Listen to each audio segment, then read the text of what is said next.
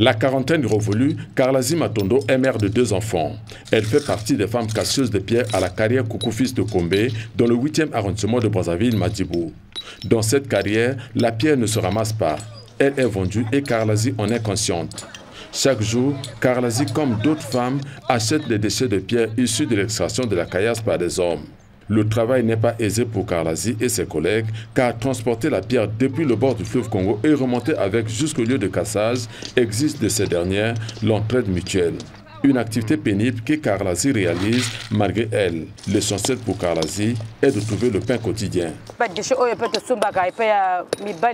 Cette pierre, nous l'achetons auprès des hommes qui extraient de la caillasse. Après aussi, il faut payer quelqu'un pour les transporter. Parfois, pour vite casser les graviers, il faut aussi solliciter l'aide des autres. Là aussi, il faut les payer.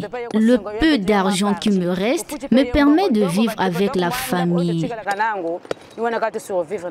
Casser la pierre manuellement est un travail de dur labeur au regard des forces musculaires déployées, a reconnu Karlazy. Malheureusement, n'ayant pas trouvé une autre activité meilleure que celle-ci pour satisfaire les besoins sociaux, elle est alors condamnée à casser la pierre au gain le plus souvent dérisoire. L'essentiel, c'est de trouver de quoi à manger avec les enfants. Je n'ai pas une autre activité, mais par la grâce de Dieu, je m'en sors.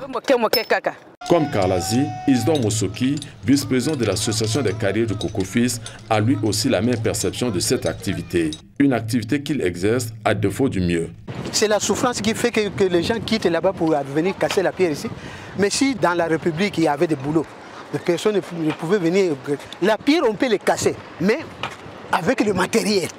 Mais ce que nous faisons là, c'est parce que bon, on ne sait pas où aller, et comment faut-il vivre.